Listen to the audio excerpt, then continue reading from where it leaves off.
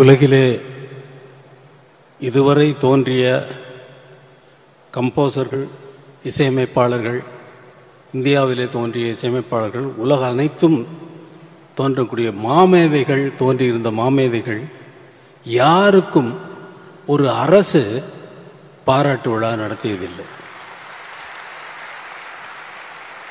இசை உலக சரித்திரத்திலேயே முதலாவது முறையாக ஒரு இசையமைப்பாளனுக்கு ஒரு பாராட்டு விழா நடத்துகிறது தமிழக அரசுதான்.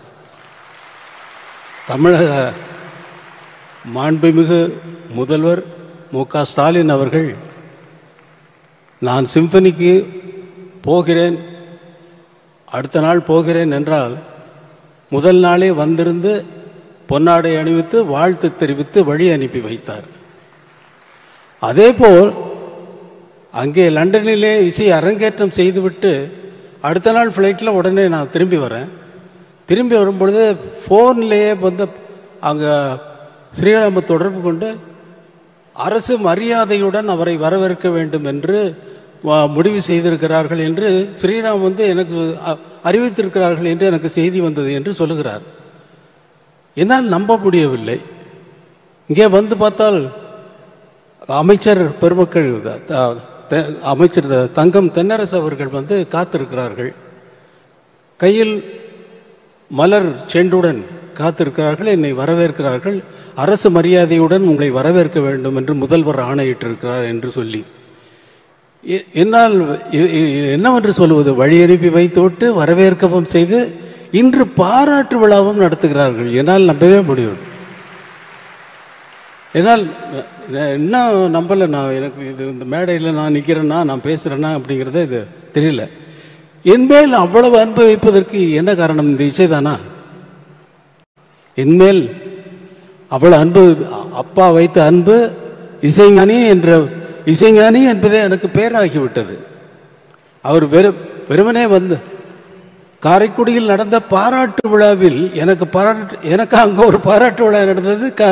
கலைஞர், முத்தமிழ் அறிஞர் கலைஞர் அவர்கள் பேச தலைமை ஏற்று நடத்துகிறார் அந்த கூட்டத்தை.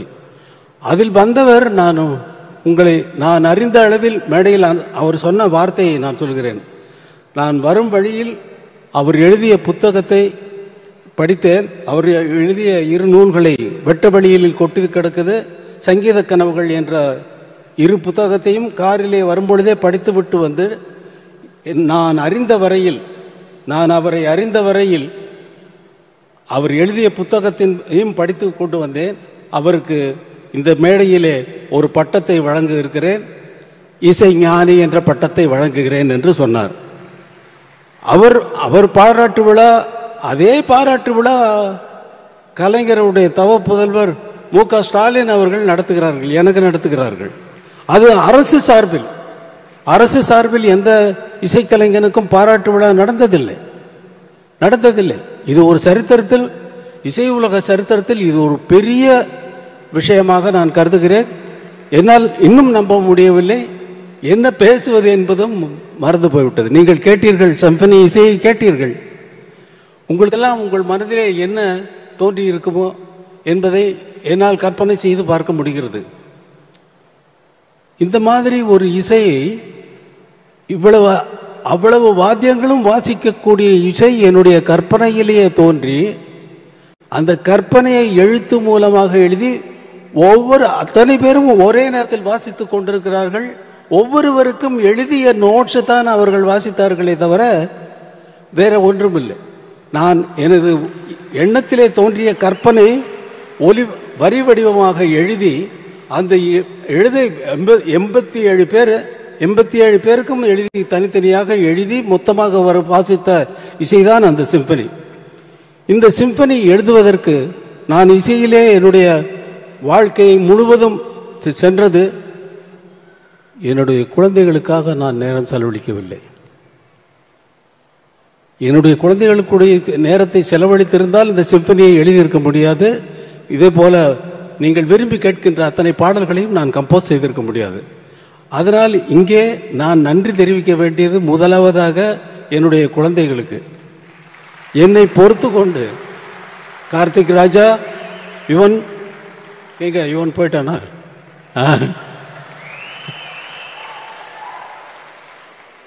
உங்கள் இருவருக்கும் நீங்கள் உங்களோட செலவழிக்க வேண்டிய நேரம் தான் அங்கே வந்து சிம்பனியாக இசையாக வெளியில் வந்திருக்கு. அதை வந்து நினச்சி நீங்கள் சந்தோஷப்படலாம். உங்களோட எங்கள் டாடி நீங்கள் எங்களுக்காக நேரம் செலவிடலைன்னு சொல்லி நீங்கள் இனிமேல் கம்ப்ளைண்ட் பண்ண போகிறதில்ல. இது உங்களுக்கும் வயசாகிடுச்சு, உங்கள் குழந்தைகள் வந்து உங்களுக்கு சொல்ல போகுது. அதை இந்த இசை எழுதும் பொழுது எனக்கு இருந்த அதாவது கட்டுப்பாடுகள், எனக்கு எந்த இக்கட்டான நிலைமைகள் என்னென்ன என்றால், நான் ஒரு கிராமத்திலிருந்து வந்தவன், கிராமிய இசை சாயல் வரக்கூடாது. அதற்கப்புறம் திரைப்பட இசையில் எவ்வளவோ அமைத்திருக்கிறேன், அந்த சாயல் வரக்கூடாது. திரைப்படங்களில் வருகின்ற பேக்ரவுண்ட் மியூசிக்கினுடைய சாயலும் வரக்கூடாது. நான் ஒரு தமிழ்நாட்டை சேர்ந்தவன் என்ற அந்த அடையாளமும் வரக்கூடாது. நான் ஒரு இந்தியன் என்ற சாயலும் வரக்கூடாது. உலகத்தில் அத்தனை கம்போசர்களும் செய்த இசையை கேட்டிருந்தேன் அல்லவா, அதனுடைய தாக்கமும் வரக்கூடாது. அவர்களைப் போல் நான் எழுதிவிட்டேன் என்று யாரும் சொல்லக்கூடாது. இவ்வளவு கட்டுப்பாடுகள் இருந்ததை மீறி 35 நாட்களில் இந்த சிம்பனியை, நீங்கள் கேட்ட அந்த சிம்பனி உங்கள் மனதில் என்னென்ன உணர்வுகளை ஏற்படுத்தியது என்பது உங்களுக்கு நன்றாக தெரியும். எத்தனை பேர் அழுதிருப்பீர்கள் என்பது நன்றாக தெரியும். எனது சகோதரர் கமலஹாசன் அவர்கள் சொன்னார், கர்ச்சீஃப் கொண்டு வந்தான் என்று சொன்னார். அந்த கர்ச்சீஃப்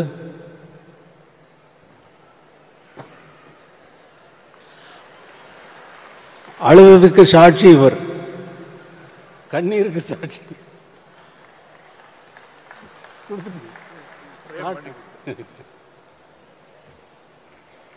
இது மாதிரி ஒரு விழா என் மனதில், அதாவது ஊன்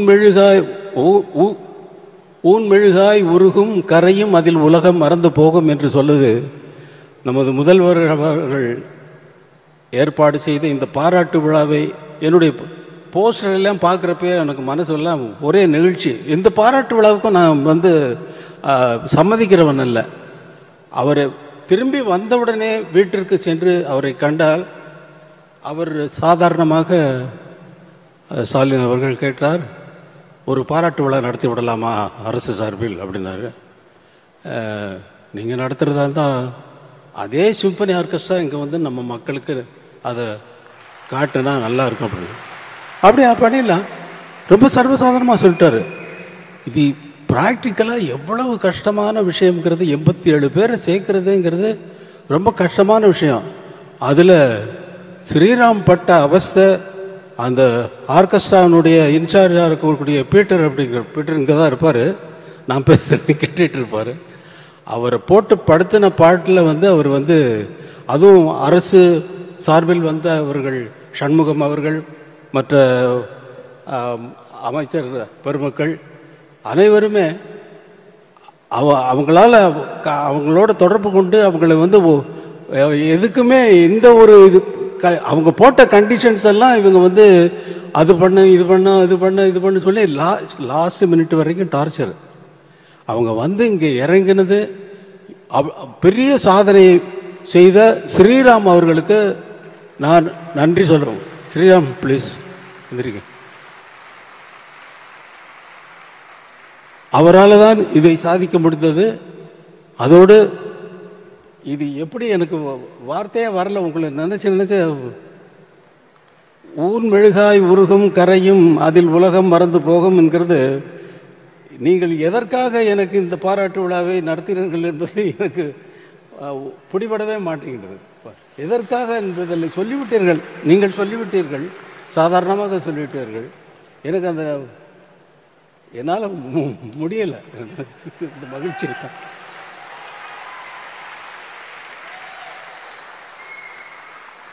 வேற ஏதாவது என்ன பேசணுங்கிறதே போயிடுச்சு பாருங்க. அவர் சூப்பர் ஸ்டார் வந்து பேசுறாரு. அவர் என்கிட்ட 2 நாளைக்கு முன்னாடி ஃபோன் பண்ணி நம்ம பண்ணதெல்லாம் நான் சொல்ல போறேன் அப்படின்னாரு. நம்ம பண்ணதெல்லாம் நீங்கள் எப்படி இங்கேருந்து மாறினீங்க, இந்த பெல் பாட்டம் போட்டுட்டு தொப்புளுக்கு மேலே பெல்ட்டு போட்டு கட்டிட்டு நல்ல கிராப் போட்டுட்டு அதில் கையில் பட்டையாக ஒரு வாட்ச் வந்து போட்டுட்டு பண்ணிட்டு ஒரு அரபா சொல்லவா? சொல்லிடவா? மகேந்திரனும் நீங்களும் நானும் உட்காந்து குடிச்சோம்.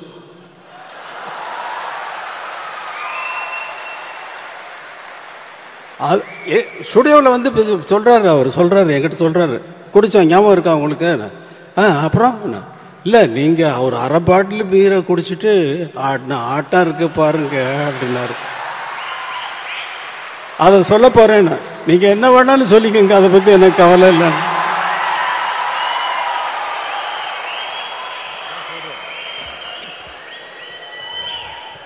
நன்றி நன்றி நன்றி.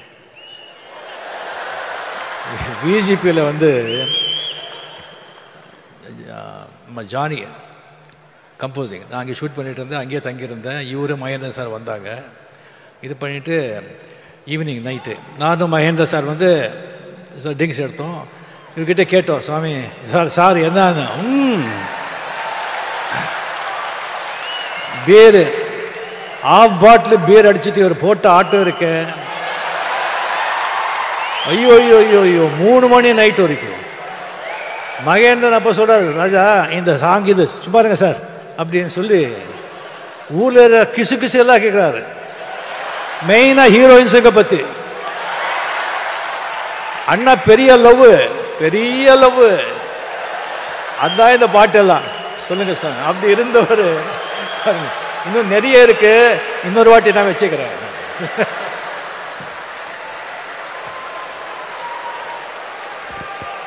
அப்புறம் சமய சந்தர்ப்பத்தில் இல்லாததெல்லாம் அடிச்சு விட்டுருப்பார்.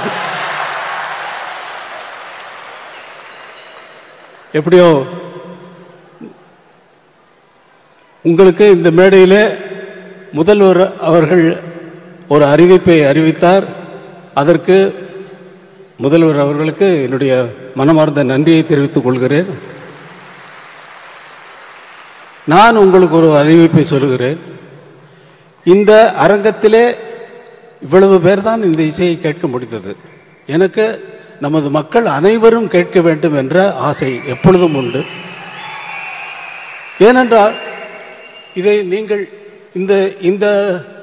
இந்த இசையை வேறு எங்காவது கேட்டிருக்கிறீர்களா? எங்கேயாவது கேட்டிருக்க முடியுமா? இந்த இன்பத்தை நேரடியாக கேட்டால்தான். இதை ரெக்கார்ட் செய்து கேட்கறதுல அர்த்தமே இல்லை. அது இந்த உணர்வை நமக்கு கொண்டு வராது. 87 பேரும் ஒரே நோக்கத்தோடு ஒரே கவனத்தோடு அந்த இசையை எப்படி பிரசன்ட் பண்ணுவது என்பதிலேயே அவர்கள் கவனமெல்லாம் இருக்க போய்த்தான் இந்த இசை இவ்வளவு உயர்ந்ததாக இருக்கிறது. எல்லோருடைய கவனமும் ஒரே நேரத்தில் ஒரே இடத்தில் இருக்கிறது. மற்றபடி மற்ற இசைகளுக்கெல்லாம் அந்த விஷயமே கிடையாது. 87 பேர் எங்கேயாவது திரும்பி பார்த்தாங்களா? யாரையாவது பார்த்தாங்களா? ஒருத்தராவது? அவர்களுடைய வாத்தியம், அவர்கள் முன்னால் இருந்தக்கூடிய இசை குறிப்புகள், அதைத்தான் வாசித்தார்கள். இந்த இசையை நேரடியாக கேட்கும் பொழுதுதான் நம்முடைய உள்ளமெல்லாம் கரைகிறது, நம்முடைய கண்களிலிருந்து நீர் கசிகிறது, நம்முடைய உயிரை போய் அது ஆட்டுகிறது. இது சினிமா பாடல்களிலேயே நடந்தாலும் கூட இந்த மாதிரி உயர்ந்த இசையை கண்டுகொள்ளாமல் நாம் எதற்கு இந்த உலகத்தில் உயிர் வாழ வேண்டும்? எதற்கு இந்த உலகத்தில் உயிர் வாழ வேண்டும்? உயர்ந்த விஷயங்களை கண்டுகொண்டு அதை பற்றி கொண்டு மேலே போவதை விட்டுவிட்டு பல விஷயங்களில் நம் கவனத்தை சிதறடித்து விட்டு நம்மளது சக்தியெல்லாம் வீணாகிறது, அதை சிதறடிக்கிறத காரணத்தினால். அதனால் இந்த இசையை நமது மக்கள் அனைவரும் கேட்க வேண்டும் என்பதற்காக பெரிய மைதானத்திலே இதே இசை கலைஞர்களை கொண்டு அவர்களுக்கு இந்த சிம்பனியை நான் நடத்தி காட்டுவேன் என்று உங்களுக்கு ஒரு வாக்குறுதி கொடுக்கிறேன். அதற்கு தமிழக முதல்வர் என்னென்ன உதவிகள் எனக்கு தேவையோ அதையெல்லாம் செய்து கொடுப்பார் என்ற நம்பிக்கையில் நான் சொல்லிவிட்டேன். அவரிடம் கேட்கவில்லை. கண்டிப்பாக என் மீது இருக்கும் அன்பிலே அவர் கண்டிப்பாக அதை செய்வார். அந்த நாள் விரைவில் வரும் என்று உங்களுக்கு அறிவித்துக் கொண்டு இந்த விழாவுக்கு இது நன்றி நன்றி நன்றி நன்றி நன்றி சொல்ல வார்த்தை இல்லையே.